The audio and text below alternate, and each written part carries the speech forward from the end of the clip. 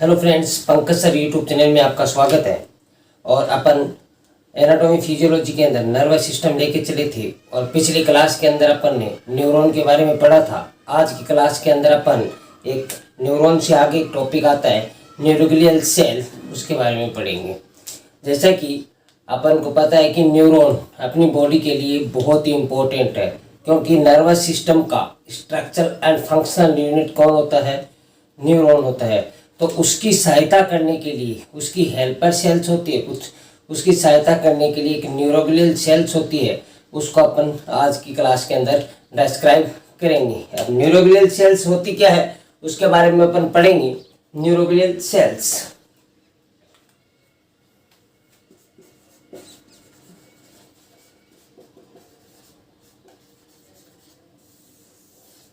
Neuroglial sales संख्या के अंदर 5 होती है बच्चों। कितनी होती है? 5 होती है। 5 होती है। न्यूरोग्लियल सेल्स का नाम पढ़ें तो 5 होती है संख्या के अंदर। अब 5 होती है, न्यूरॉन एक होता है। जो चीज़ कम होती है वो अपनी ज़्यादा इंपॉर्टेंट होती है, और न्यूरोग्लियल सेल्स न्यूरॉन की अपेक्षा अपन बात करें तो कम इंपॉर्टेंट होती है। अब ये 5 कौन कौन सी न्यूरोग्लियल सेल्स होती है उसके बारे में अपन पढ़ेंगे। सबसे पहले एक होती है ओलिगोडेंड्रोइड्स।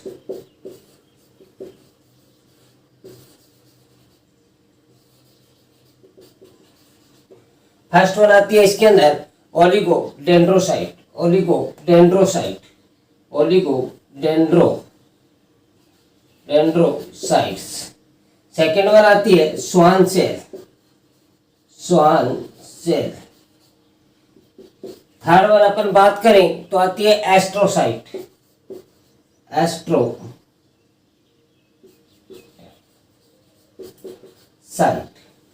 फोर्थ वन की अपन को बात करें तो आती है ग्लियल सेल्स, या इसको माइक्रोग्लियल सेल्स भी बोला जाता है। ग्लियल सेल्स या माइक्रोग्लियल सेल्स, ठीक है। और फिफ्थ वन की बात करें तो आती है एपिडिडाइमल सेल्स।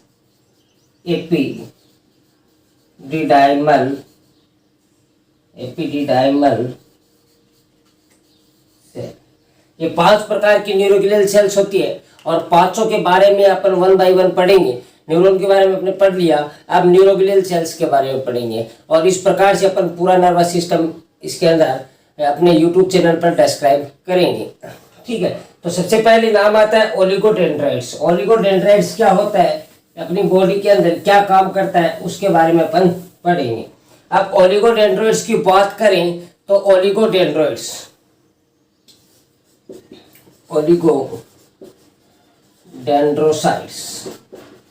ओलिगोडेंड्रोसाइट अगर अपन पहले इसको डिस्क्राइब करें तो ओलिगो का मतलब होता है कम। ये शब्द पहले वाला लो, ओलिगो का मतलब होता है फ्यू। डेंड्रोइड्स का मतलब डेंड्रोसाइट्स। फ्यू डेंड्रोसाइट ये अपनी बॉडी के अंदर कम पाई जाती है सॉरी, बहुत ही कम अमाउंट के अंदर ये पाई जाती है। ये न्यूरोग्लियल सेल्स होती है जो न्यूरॉन की हेल्प करने का काम करती है। ये क्या करती है बच्चों, बहुत ही इंपॉर्टेंट चीज है। ये क्या करती है, माइलिन शीट बनाने का काम करती है। क्या करती है? माइलिन शीट बनाने का काम करती है। न्यूरॉन के अंदर अपन ने डायग्राम के अंदर पढ़ा था, एक ऐसी स्ट्रक्चर्स पाई जा रही थी जिसको अपन ने माइलिन शीट का नाम दिया था। क्या दिया था? माइलिन शीट का नाम दिया था। तो ये क्या करता है, ओलिगोडेंड्रोइड्स माइलिन शीट को बनाने का काम करता है। अब थोड़ा सा कंफ्यूज आएगा कि माइलिन शीट ये किसकी बनाएगा बच्चों? सीएनएस की। किसकी बनाएगा? ओनली ऑन जो सीएनएस होता है, सेंट्रल नर्वस सिस्टम होता है, उसकी क्या करेगा, ये माइलिन शीट बनाने का काम करता है। अब अपन ने पहले एक क्लासिफिकेशन पढ़ा था कि सीएनएस के अंदर 2 पार्ट पाए जाते हैं। एक तो पाया जाता है ब्रेन और एक पाया जाता है स्पाइनल कोड। ये 2 चीज अपन ने बात की कि सीएनएस के अंदर 2 चीजें होती है, एक तो ब्रेन होता है, एक होता है स्पाइनल कोड। तो इन दोनों के अंदर जितने भी न्यूरॉन पाए जाते हैं उनकी माइलिन शीट बनाने का काम कौन करता है? आपको पूछ लिया जाए तो ओलिगोडेंड्रोसाइट्स करता है। कौन करता है? ओलिगोडेंड्रोसाइट। बच्चों समझना कम पाई जाती है, बहुत ही कम अमाउंट के अंदर पाई जाती है, और बहुत ही कम, जो कम चीज पाई जाती है वो ज्यादा इंपॉर्टेंट होती है। तो ये ब्रेन पर्टिकुलर पार्ट और स्पाइनल कॉर्ड जो सीएनएस का पार्ट होता है, दोनों सीएनएस की क्या करता है, माइलिन शीट बनाने का काम कौन करता है, ओलिगोडेंड्रोसाइट्स करता है। ये बात आपको याद रखनी है। ओलिगोडेंड्रोसाइट के बारे में अपन ने पढ़ लिया, माइलिन शीट बनाने का काम करता है सीएनएस की, और अगर अपन बात करें ब्रेन और स्पाइनल कॉर्ड की, इसके अंदर आता है। नेक्स्ट अपन बात करें तो आता है स्वान सेल। स्वान सेल क्या करती है, ये दोनों थोड़ा सा कंफ्यूज करेगी, और आपको इस बारे में पढ़ना है कि स्वान सेल क्या करती है। स्वान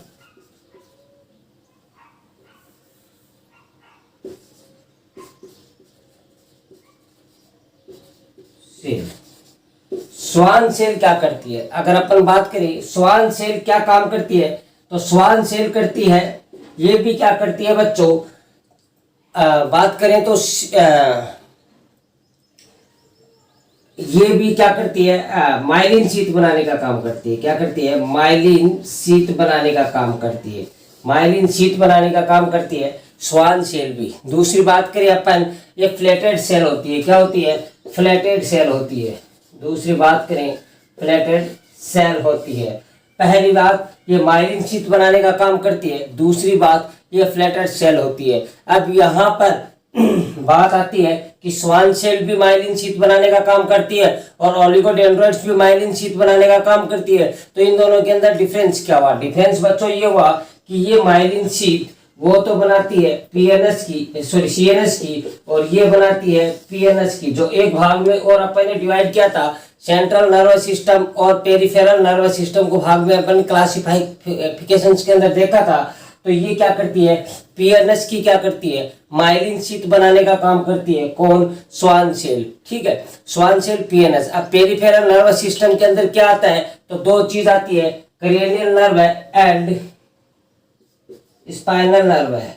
cranial nerve and spinal nerve, इन दोनों की माइलिन शीट बनाने की, यहाँ जितने भी न्यूरॉन पाए जाते हैं उनकी माइलिन शीट बनाने का काम कौन करता है। तो आपका आंसर होना चाहिए बच्चों कि अपन बात करें तो स्वान सेल कौन करती है, स्वान सेल इन दोनों का क्या करती है, माइलिन शीट बनाने का काम करती है। इसकी, पीएनएस की, पेरिफेरल नर्वस सिस्टम की। नेक्स्ट अपन बात करें बच्चों, ये हो गई स्वान सेल। नेक्स्ट अपन बात करें एस्ट्रोसाइट। एस्ट्रोसाइट क्या काम करती है,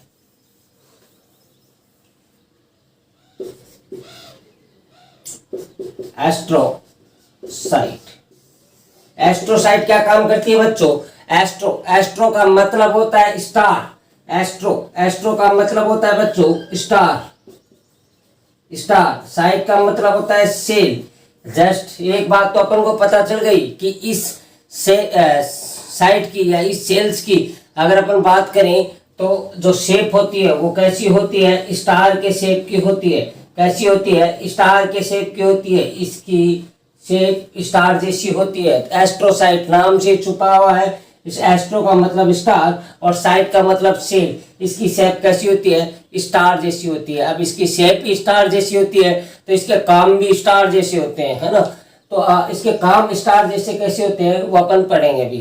तो ये क्या करता है, सबसे पहले ये मेटाबॉलिज्म के अंदर हेल्प करता है। क्या करता है, मेटाबॉलिज्म के अंदर हेल्प करता है।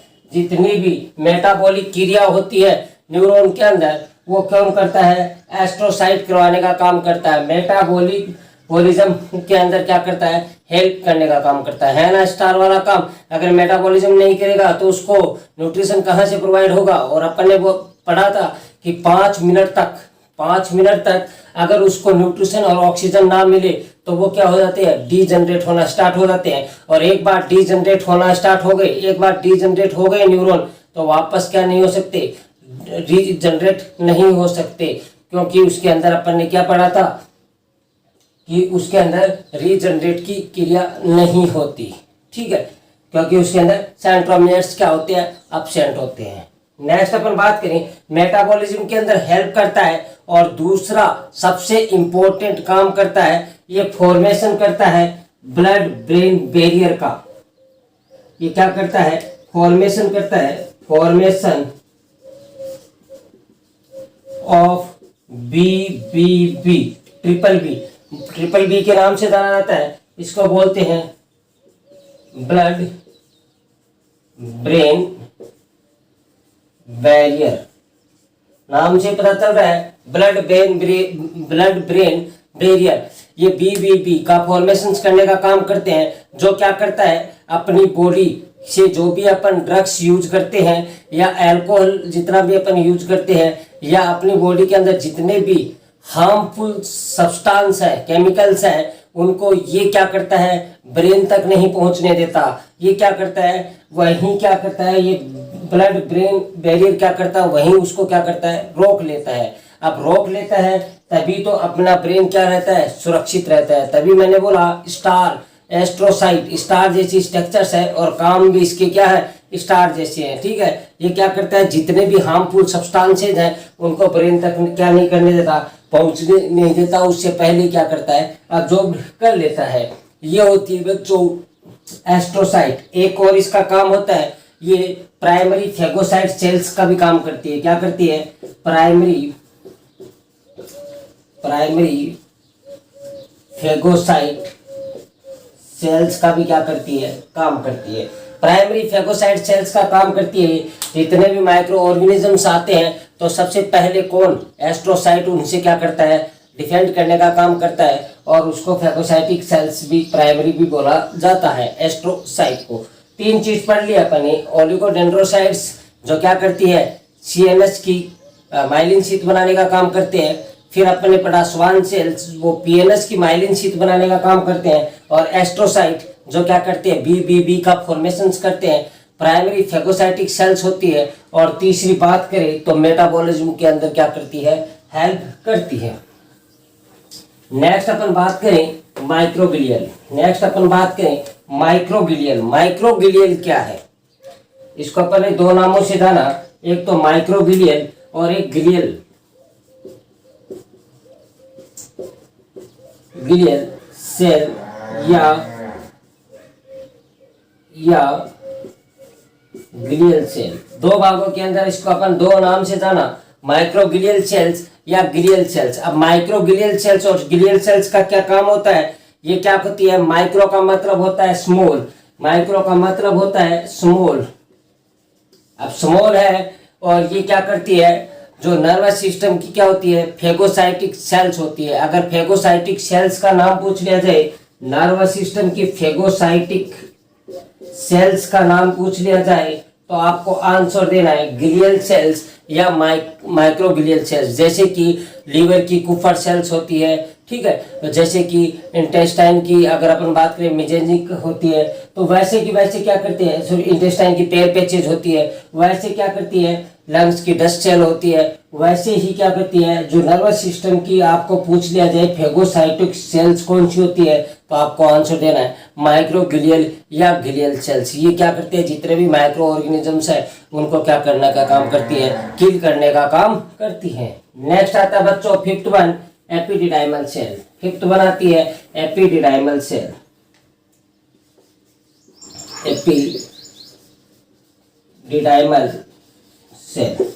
एपिडिडाइमल सेल्स क्या काम करती है, एपिडिडाइमल सेल्स का क्या काम होता है, ये क्या होती है, इसके अंदर ये बनी होती है, किस प्रकार से बनी होती है वो अपन पढ़ेंगे। कैसी बनी होती है, ये होती है एपिथेलियल लाइनिंग जैसी बनी होती है, एपिथेलियल लाइनिंग जैसी बनी होती है, रिजेंबल होती है। ये रिजेंबल का मतलब होता है कि इसके जैसी स्ट्रक्चर्स होती है, एपिथेलियल लाइनिंग की जैसी होती है। और इसके अंदर क्या करती है, ये फॉर्मेशंस करने का काम करती है, किसका, लाइनिंग ऑफ वेंट्रिकल्स का फॉर्मेशन करने का काम करती है। इसका फॉर्मेशन करने का काम करती है, formations of lining of ventricle. Lining of ventricle का क्या करती है, ये फॉर्मेशंस करने का काम करती है। लाइनिंग ऑफ वेंट्रिकल्स जो क्या करते हैं कोरोइड फ्लेक्सस बनाते हैं और कोरोइड फ्लेक्सस बनाने का काम करते हैं। और ये कोरोइड फ्लेक्सस क्या करते हैं, CSF का फॉर्मेशन करने का काम करते हैं। सेरेब्रो स्पाइनल फ्लूइड का क्या करते हैं, फॉर्मेशंस करने का काम करते हैं। अगर सुपरफिशियली पूछ लिया जाए CSF का फॉर्मेशन करने का काम कौन करता है, अगर एपिडेर्मल सेल्स आ रहा है, अगर ये नहीं आ रहा, कोरोइड फ्लेक्सस नहीं आ रहा, सुपरफिशियल की बात कर रहा हूँ बच्चों, सुपरफिशियली पूछ लिया जाए तब तो एपिडेर्मल सेल्स है। अगर एकदम डीपली पूछ लिया जाए, अगर कोरोइड फ्लेक्सस का नाम है तो उसका आंसर होता है कोरोइड फ्लेक्सस, उसका आंसर कोरोइड फ्लेक्सस क्या करता है, CSF का निर्माण करने का काम करता है। तो ये पांचों की पांचों सेल्स अपन ने पढ़ ली है। न्यूरोग्लियल सेल्स संख्या में ज्यादा होती है, न्यूरॉन की हेल्पर सेल्स होती है, हेल्प करने की काम करती है, CSF बनाने का काम करती है। ये सारी की सारी अपन पांचों की पांचों पढ़ लिए। CSF को अपन बच्चों बाद में डिस्क्राइब करेंगे, CSF को अपन थोड़ा सा 10-15 मिनट बाद में डिस्क्राइब कर देंगे। इससे पहले अपन एक थोड़ी सी इंपॉर्टेंट चीज है वो पढ़ते हैं अपन। क्या है इंपॉर्टेंट चीज, अपने नर्वस सिस्टम को बचा के कौन रखता है, नर्वस सिस्टम को प्रोटेक्ट करने का काम कौन करता है, वो अपन देखेंगे। तो नर्वस सिस्टम को प्रोटेक्ट करने का काम कौन करता है, तो सबसे पहले अपन बात करें तो इसके अंदर आता है protective structures of nervous system. Protective structures of nervous system. Nervous system को प्रोटेक्ट करने का काम कौन करता है, तो सबसे पहले जो आपके नर्वस सिस्टम के ऊपर, जैसे अपन हेड है, अपना हेड है, हेड के ऊपर क्या करती है, बोन पाई जाती है। तो सबसे पहले अपन बात करेंगे कि इसको बोन, पहला आता है बोन, दूसरा आता है मेनिंजेज। मेनिंजेज दो होती है इसके अंदर, एक होती है मेनिंजेज, एक होती है बोन। ये दोनों क्या करती है, इसको प्रोटेक्ट करने का काम करती है। अब पहले अपन बोन के बारे में पढ़ेंगे। बोन, कौन कौन सी बोन और कैसे कैसे होती है। बोन अगर अपन बात करें तो सबसे पहला आता है स्कल। बोन को अपन दो भागों में बांटेंगे, एक तो स्कल बोन और एक वर्टिब्रल बोन। स्कल बोन, दूसरा आता है वर्टिब्रल बोन।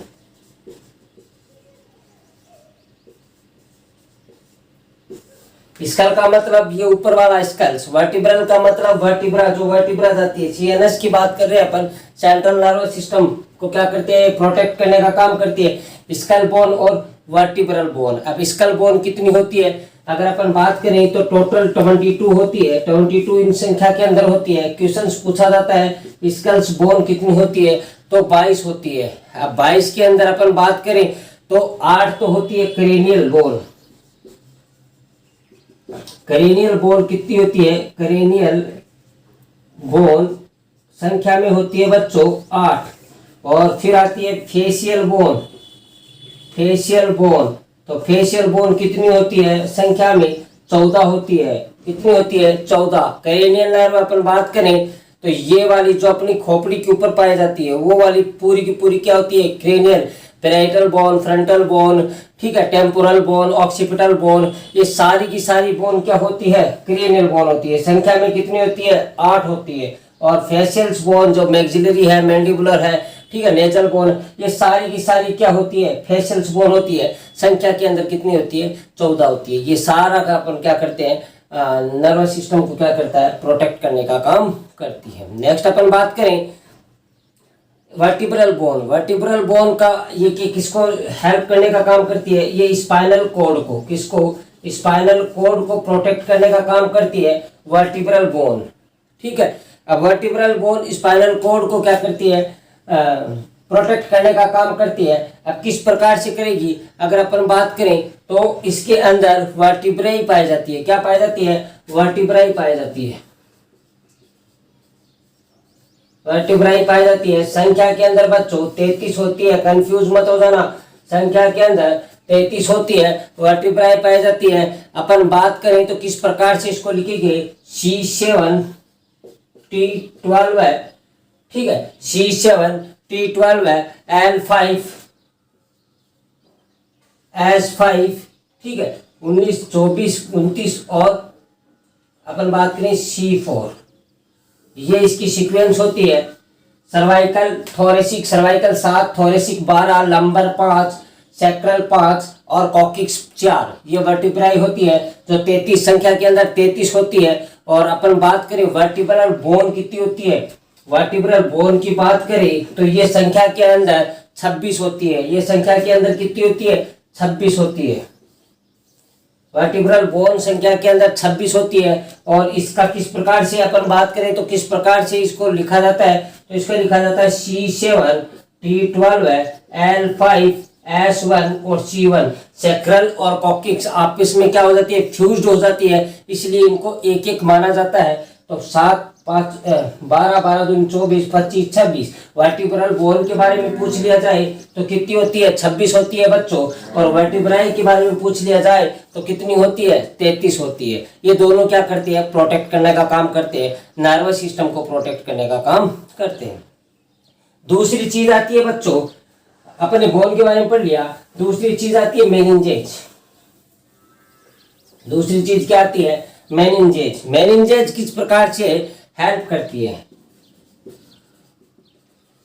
मेनिंजेज का मतलब होता है बच्चों, जो ब्रेन के ऊपर जो लेयर पाई जाती है, क्या पाई जाती है, ब्रेन के ऊपर जो लेयर पाई जाती है उसको बोलते हैं मेनिंजेज। उसको क्या बोला जाता है, मेनिंजेज बोला जाता है। जो कवरिंग की करके रखता है, सीएनएस को क्या करता है, सीएनएस की कवरिंग करके रखता है, उसको क्या बोलते हैं, मेनिंजेज बोलते हैं। और मेनिंजेज 3 होती है, जो पढ़ा होगा आपने। एक होती है ड्यूरामेटर, एक होती है अरेक्नोइड मैटर, और एक होती है पायामेटर,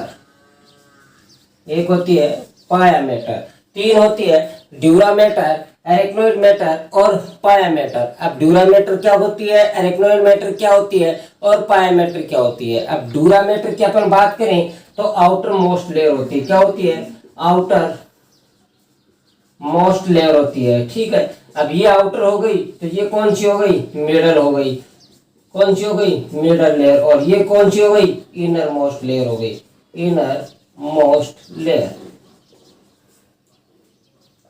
3 भागों में अपन देख लिया, ड्यूरामेटर, एरेक्नोइड मैटर और पायामेटर। आउटर मोस्ट लेयर का नाम पूछ लिया जाए, ड्यूरामेटर। कौन सी, ड्यूरामेटर। कंफ्यूज मत हो जाना, कभी कभी क्वेश्चन आता है कंपटीशंस के अंदर, आउटर मोस्ट लेयर कौन सी होती है, ड्यूरामेटर भूल जाते हैं, पायामेटर आंसर करके आ जाते हैं। और 1 नंबर का क्वेश्चन अपन 1/4 माइनस करके आ जाते हैं ना जल्दबाजी के अंदर। तो ड्यूरामेटर क्या हो जाती है, आउटर मोस्ट होती है। अब आउटर मोस्ट होगी, कवरिंग होगी बच्चों, किसी भी सिस्टम के अंदर देख लो, आउटर मोस्ट लेयर होगी वो ज्यादा कड़क होगी। कड़क का मतलब ज्यादा मजबूत होगी, आउटर वाली ज्यादा मजबूत होगी, मिडल वाली उससे कम और इनर वाली उससे कम। तो अपन बात करें ड्यूरामेटर है वो क्या होती है, ज्यादा मजबूत होती है। और ज्यादा मजबूत होती है तो डबल स्ट्रक्चर्स ऑफ फाइबर से बनी होती है। किससे बनी होती है,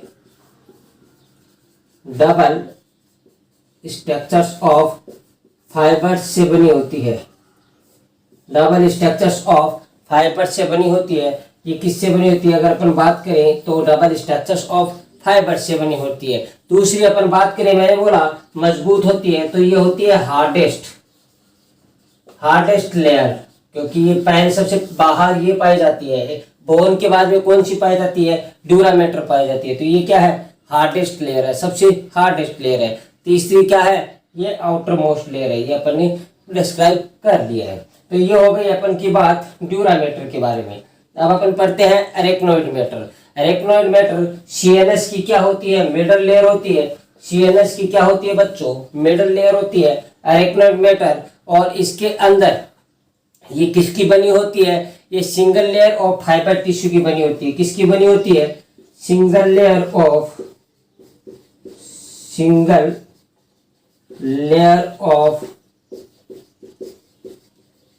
fibres tissue, single layer of fibre tissue की बनी होती है अरेक्नोइड मैटर और मिडल लेयर होती है, ठीक है। नेक्स्ट अपन बात करें तो पायामेटर इनर मोस्ट लेयर होती है। और इनर मोस्ट लेयर होती है तो थोड़ी सी ये क्या होती है, लचकदार होती है, ज्यादा इतनी मजबूत नहीं होती। अब ज्यादा मजबूत नहीं होती तो इसके बारे में अपन पढ़ें तो दूसरी ये क्या होती है, कनेक्टिव टिश्यू से बनकर बनी होती है। किससे होती है, कनेक्टिव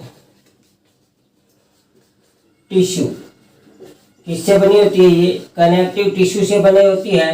कौन? पाया मैटर क्या होती है? कनेक्टिव टिश्यू से मिलकर बनी होती है। दूसरी अपन बात करें तो ये क्या होती है? जो ब्रेन है और स्पाइनल कोड है उसके क्या होती है? चिपकी रहती है, स्टिकली रहती है, ठीक है। ये अटैच होती है ब्रेन और स्पाइनल कोड के, ये अटैच विद ब्रेन और स्पाइनल कोड, जिसको बोलते हैं पाया मैटर। अभी मैं बताऊंगा किस प्रकार से ये चिपकी रहती है।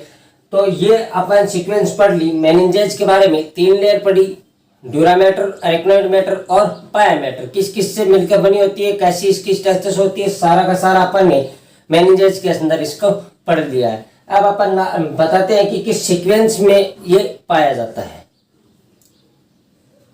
तो सीक्वेंस की बात करें बच्चों अपन, तो सीक्वेंस किस हिसाब से बनेगा? आउटर टू इनर चलते हैं अपन। क्या चलते हैं? Outer to inner. सीक्वेंस की बात करें तो आउटर टू इनर चलते हैं। अब आउटर के अंदर सबसे पहले पाया जाता है स्कल। अपन ने पढ़ा स्कल, जो अपनी बोन होती है, जिसके अंदर क्या होती है? बोन होती है, जो अपन को प्रोटेक्ट करने का काम करती है, ठीक है। नेक्स्ट अपन बात करें तो अपनी लेयर आ जाती है। कौन सी आ जाती है? Dura mater. कौन सी आ जाती है? Dura mater.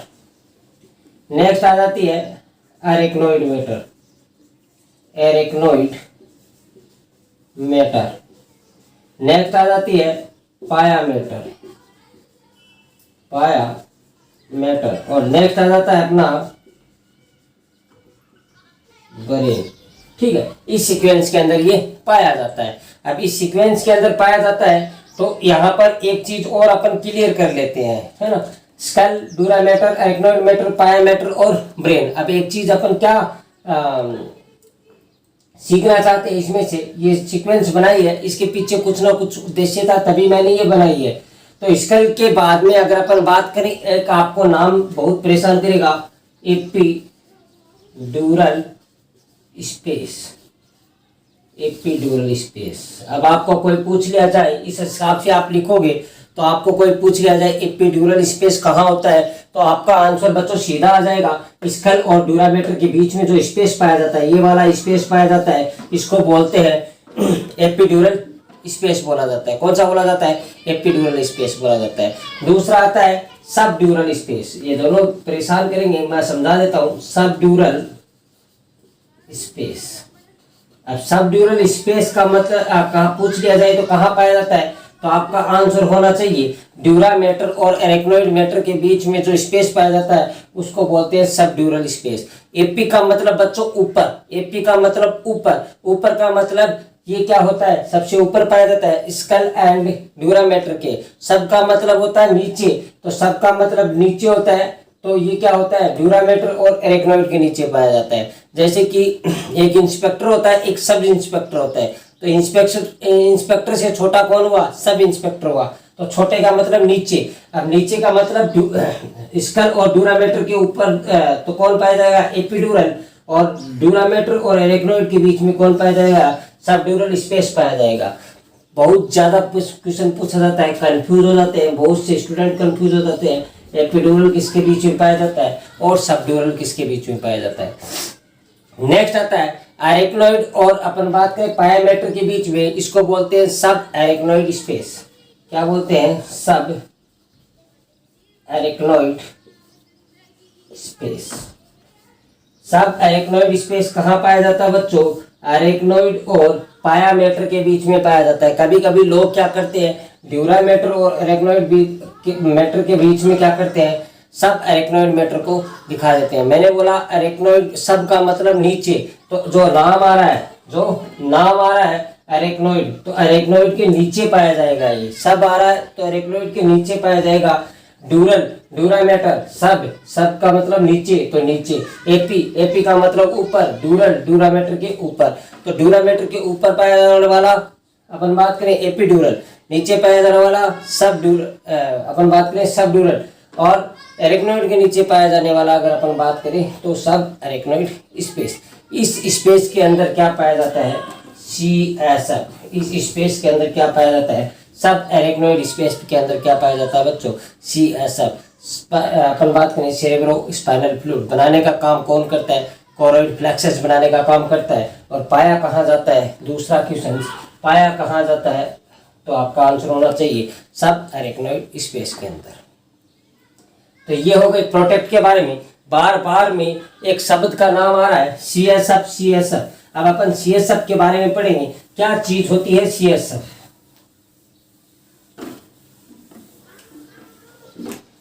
CSF क्या होता है?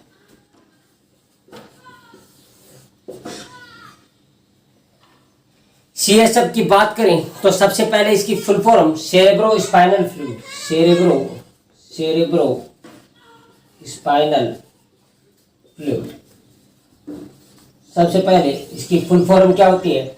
सेरेब्रो स्पाइनल फ्लूइड ये होता है। नेक्स्ट अपन बात करें तो ये भी क्या करता है? प्रोटेक्ट करने का काम करता है। क्यों? ये भी अपने ब्रेन को प्रोटेक्ट करने का काम करता है। बताऊंगा किस प्रकार से प्रोटेक्ट करने का काम करता है। सेरेब्रो स्पाइनल फ्लूइड कलर कैसा होता है इसका? Colour clear. कलर कैसा होता है बच्चों? क्लियर। कलर की बात पूछ ली जाए तो क्लियर होता है। ये पाया कहाँ जाता है? ये अभी भी मैंने बताया था। ये प्रेजेंट कहाँ होता है? तो आपका आंसर होना चाहिए सब एरेक्नोइड स्पेस के अंदर। कहाँ पाया जाता है? सब एरेक्नोइड स्पेस के अंदर पाया जाता है। कौन करता है इसका फॉर्मेशन? इसका फॉर्मेशन कौन करता है? तो आपका आंसर होना चाहिए, ये सारी चीजें मैंने बता दी है, कोरोइड फ्लैक्सेज। कोरोइड फ्लैक्सेज। अब कोरोइड फ्लैक्सेज के अंदर कैसे बनता है? Ultra filtration of the blood, ultra filtration of blood. जब ब्लड का, ये नाम इस नाम पर जाना बच्चों, जब ब्लड का अल्ट्रा फिल्ट्रेशन होता है, अल्ट्रा फिल्ट्रेशन का मतलब बहुत ही महीन तरीके से उसको फिल्टर किया जाता है, तब जाके क्या बनता है? CSF बनता है। क्या बनता है? CSF बनता है। जब जैसे कि अपन क्या करते हैं, जैसे कि पानी को एक छलनी से छानते हैं, ठीक है, फिर अपन क्या करते हैं 4-5 छलनी लेके उसको छानते हैं, तो वैसे ही इसका अल्ट्रा फिल्ट्रेशन होगा ब्लड का, तब जाके क्या बनेगा? CSF बनेगा। और CSF कोरोइड फ्लैक्सेज के अंदर बनने का काम करता है, जिसको लाइनिंग ऑफ वेंट्रिकल्स भी अपन ने बोला था। अब ये तो बात हो गई CSF के बनने की। और अब अपनी बॉडी के अंदर बनता कितना है, होता कि प्रेजेंट कितना होता है और अब्जॉर्ब्ड कितना हो जाता है, वो चीज अपन इसके बारे में पढ़ेंगे, CSF के बारे में। सबसे पहले अपन के बॉडी के अंदर स्पीड ऑफ प्रोडक्शन कैसे बनता है? प्रोडक्शन की स्पीड क्या होती है उसके बारे में पढ़ेंगे। अब स्पीड की प्रोडक्शन कैसे होती है वो अपन पढ़ेंगे। तो ये होता है 0.5 ml पर मिनट। बहुत ही इंपॉर्टेंट चीज बता रहा हूँ, सारी की सारी वैल्यू एकदम एग्जैक्ट है और आप इसको याद कर सकते हैं एकदम सही तरीके से। 0.5 ml पर मिनट पहली अपन बात करें। दूसरी, अगर 0.5 ml पर हो रहा है तो 30 ml पर हावर होगा, 30 ml पर हावर होगा। मैंने कोई बनाई नहीं है, सिर्फ इनको मैंने क्या किया है? बढ़ाया है। क्या किया है? बढ़ाया है, इसको गुना किया है और 30 ml पर हावर के अंदर ये निकल आया है। तीसरी अपन बात करें तो 720 ml पर डे। तीनों के तीनों क्वेश्चन पूछे जा सकते हैं। अगला पूछ लिया जाए 1 मिनट के अंदर CSF कितना बनता है? 0.5 ml। अगर आपको पूछ लिया जाए 1 घंटे के अंदर CSF कितना बनता है? 30 ml। और अगर आपको पूछ लिया जाए 1 दिन के अंदर CSF कितना बनता है, तो आपका आंसर होना चाहिए 720 ml। बच्चों इसी ऐसे ही क्वेश्चंस पुटअप करते हैं, ऐसे ही क्वेश्चंस बनते हैं, इजी क्वेश्चंस ऐसे ही बनते हैं और अपने गलत हो जाते हैं। और गलत होने का कारण ये है अपन उसको पढ़ते नहीं है। मान लो पूछ लिया जाए CSF कितना बनता है 1 मिनट के अंदर, अपन ने पढ़ा CSF कितना बनता है, 1 मिनट नहीं पढ़ा, 720 ऑप्शन आ रहा है, 720 को अपन ने क्या किया? राइट करके आ गए, अपना क्वेश्चन रॉन्ग हो गया। क्यों? क्योंकि अपन ने पूरा पढ़ा नहीं, तो पूरा जो आगे की वैल्यू होती है ना वो बहुत इंपॉर्टेंट होती है, बहुत ही ज्यादा आपको याद रखने वाली होती है। 1 मिनट का पूछ लिया जाए 0.5 ml, अगर 1 घंटे का पूछ लिया जाए 30 ml, और 1 दिन का पूछ लिया जाए 720 ml बनता है ये सब अपनी बॉडी के अंदर। ठीक है, ये तो हो गई बनने की। अब रीअब्जॉर्प्शन,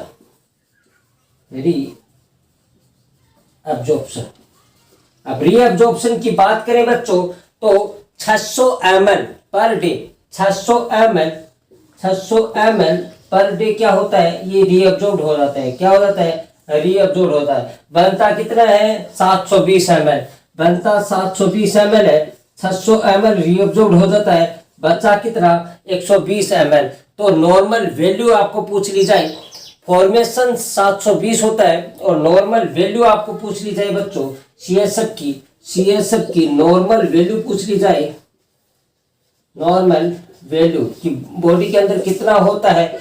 120 ml। कितना होता है? 120 ml क्या होता है? नॉर्मल होता है। ठीक है, ये आपका सीएसएफ के बारे में थोड़ी अगर अपन बात करें तो इसका 120 ml नॉर्मल होता है, और बनता कितना है? 720 होता है। अब प्रेशर की बात करें, नेक्स्ट आता है प्रेशर। नेक्स्ट अपन बात करें प्रेशर कितना होता है सीएसएफ का? सीएसएफ का प्रेशर कितना होता है बच्चों? ये दो चीजों के अंदर देखेंगे, एक अपन देखेंगे लाइनिंग पोजीशन के अंदर, एक देखेंगे सुपाइन पोजीशन के अंदर। दो चीज आती है, एक लाइनिंग और एक सुपाइन। सुपाइन और लाइनिंग के अंदर आपको डिफरेंसेस देखने को मिलेगा। अगर अपन लाइनिंग की बात करें तो 10 सेंटीमीटर ऑफ H2O कितना होता है? 10 सेंटीमीटर ऑफ H2O होता है। और अगर अपन सुपाइन की बात करें तो 30 सेंटीमीटर ऑफ H2O होता है। ये दोनों के दोनों क्वेश्चंस पूछे जाते हैं। लाइनिंग के अंदर कितना होता है? 10 सेंटीमीटर, और अगर अपन बात करें सुपाइन के अंदर कितना होता है तो 30 सेंटीमीटर अपन का आंसर बनता है। ठीक है, नेक्स्ट अपन एक इंपॉर्टेंट चीज और कर लेते हैं कि इसको मेजर किससे किया जाता है? मेजर किससे किया जाता है? मेजर तो हाइड्रोमीटर से क्या किया जाता है? इसको मेजर किया जाता है। किससे किया जाता है? हाइड्रोमीटर से क्या किया जाता है? इसको मेजर किया जाता है, सॉरी हाइड्रोमेनोमीटर से। हाइड्रोमेनोमीटर से क्या किया जाता है? इसको मेजर किया जाता है। अब अपन बात करें सीएसएफ बनता कैसे है, क्या क्या इसके अंदर कंपोजिशन होता है, वो पढ़ेंगे अपन सीएसएफ के बारे में। अब इसका कंपोजिशन देखेंगे। ठीक है, तो इसके अंदर दो चीज पाई जाती है सीएसएफ के कंपोजिशन के अंदर, सोल्यूट एंड सॉल्वेंट। दो चीज पाई जाती है, सोल्यूट एंड सॉल्वेंट। अब सॉल्वेंट तो हमेशा वाटर होता है, और सोल्यूट अपन जो उसके अंदर मिलाते हैं, तो सोल्यूट होता है 1% और सॉल्वेंट वाटर है वो होता है 99%। ठीक है, अब ये तो सॉल्वेंट तो वाटर हो गया, इसके बारे में तो अपन को ज्यादा नहीं पढ़ना। सोल्यूट क्या क्या होते हैं, ज्यादातर सोल्यूट के बारे में पूछा जाता है। तो सोल्यूट दो प्रकार के होते हैं, है ना। सोल्यूट को अपन यहाँ पर लिख लेते हैं, वाटर तो वाटर, पानी तो पानी होता है। अब यहाँ पर अपन सोल्यूट लिख देते हैं। सोल्यूट जो कितना होता है? 1% होता है। इसको अपने दो भागों में लिख लिया, ऑर्गेनिक और इनऑर्गेनिक।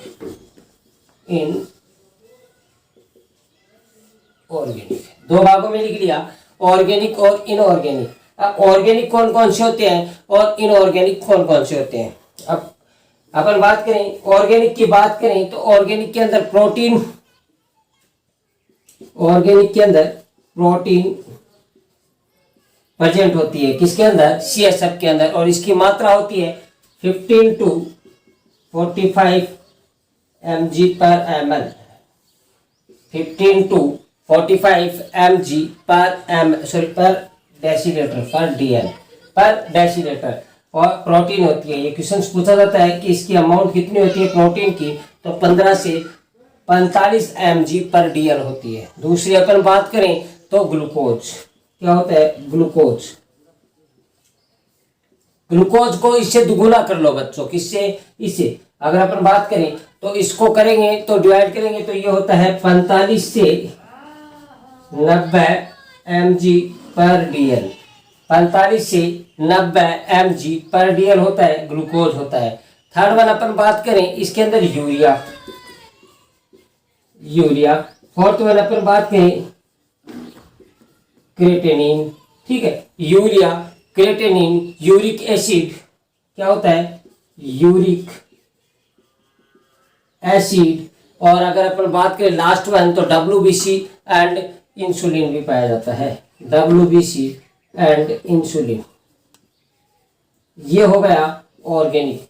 ये सारी की सारी चीज प्रोटीन और ग्लूकोज के बारे में ज्यादातर इसकी जो वैल्यू है उसके बारे में पूछा जाता है, और वैल्यू के बारे में पूछा जाता है इसलिए मैंने यहाँ पर मेंशंस कर दिया है। 15 से 45 mg/dl प्रोटीन और ग्लूकोज, 45 से 90 mg/dl ग्लूकोज पाया जाता है, ठीक है। Urea, creatinine, uric acid, WBC और इंसुलिन, ये सारे के सारे ऑर्गेनिक सब्सटेंस इसके अंदर पाए जाते हैं। नेक्स्ट आते हैं बच्चों इनऑर्गेनिक। अब इनऑर्गेनिक के अंदर क्या क्या पाया जाता है? इनऑर्गेनिक के अंदर सोडियम पाया जाता है,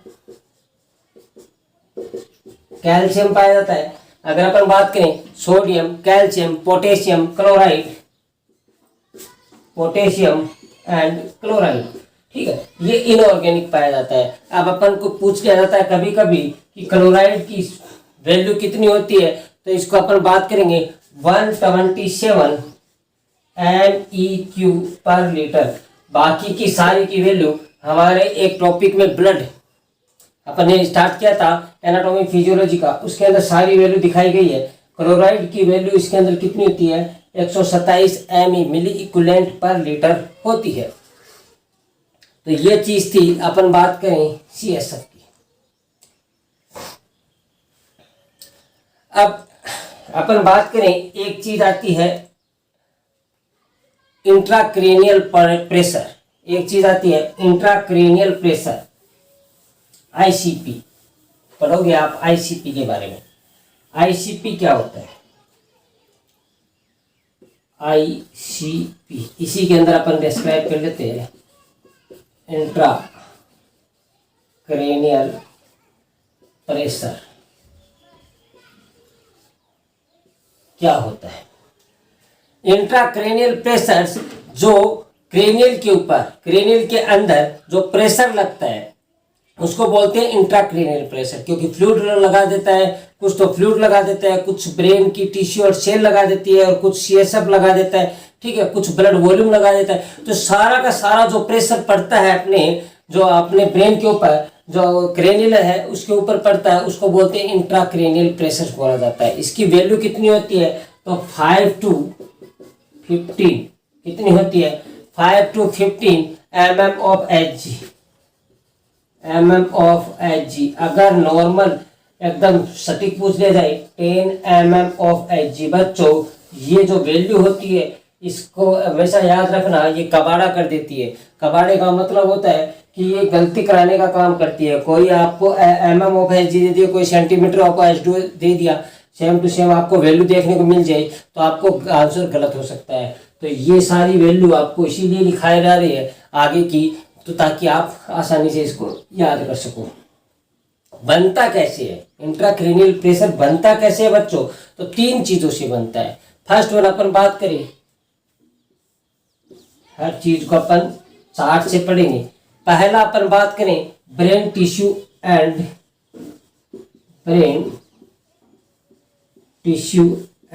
सेल। पहला बनता है ब्रेन के टिश्यू और सेल्स के द्वारा, दूसरा बनता है ब्लड वॉल्यूम के द्वारा, तीसरा बनता है CSF के द्वारा। 3 के द्वारा क्या करते हैं? ICP बनता है, इंट्राक्रेनियल प्रेशर बनता है। अगर सबसे ज्यादा पूछ लिया जाए तो 80% ब्रेन एंड टिश्यू सेल से होता है। सबसे ज्यादा इंट्राक्रेनियल प्रेशर किससे बनता है? ब्रेन एंड टिश्यू सेल से बनता है। सेकंड अपन बात करें ब्लड वॉल्यूम से पूछ लिया जाए तो 10% या 12% होता है। कितना होता है? 10 या 12, ज़्यादातर 10 या 12% होता है, और ये होता है 8%। इसको 12 ही कर लो, यहीं ये 12% होता है, और CSF से कितना बनता है 8%। ये प्रेशर्स बनता है, तो ये पूरा का पूरा क्या होगा 100% प्रेशर्स बनने का काम करता है। ठीक है, ये हो गया ICP बनाने का काम। अब थोड़ा सा एक टॉपिक रह गया था जो CSF के बारे में, वो भी अपन डिस्क्राइब कर लेते हैं। CSF कलर तो अपन ने पता चल गया था। CSF का कलर कैसा होता है, कलर होता है क्लियर। इसकी pH कितनी होती है बच्चों, pH के बारे में पढ़ेंगे तो वही सेम ब्लड की जैसी pH होती है। अगर अपन बात करें तो स्पेसिफिक ग्रेविटी कितनी होती है इसकी, स्पेसिफिक ग्रेविटी 1.010, ठीक है, 1.1012 1.020 इसकी स्पेसिफिक ग्रेविटी होती है। नेक्स्ट अपन बात करें तो इसके अंदर WBC कितनी होती है, तो अपन बात करें 126 सेल्स पर मिनट। ये होता है अगर अपन बात करें CSF का कंपोजिशन, CSF कैसा दिखता है।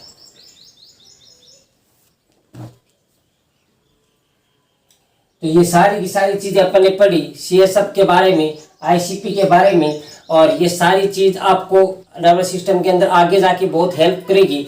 और नेक्स्ट अपन पढ़ेंगे क्लासिफिकेशन ऑफ नर्वस सिस्टम, जिसके अंदर जो ब्रेन होता है अपन ने दो भागों में पढ़ा, CNS और PNS के बारे में। अब CNS के अंदर ब्रेन और स्पाइनल कॉर्ड पढ़ा था, अब ब्रेन को फिर अपन डिवाइड करेंगे। नेक्स्ट क्लास के वीडियो तक बने रहिए और अपने चैनल्स को यूं ही आप लाइक कीजिए, शेयर कीजिए, ताकि और भी जो स्टूडेंट्स हैं उनको ये बेनिफिट मिल सके।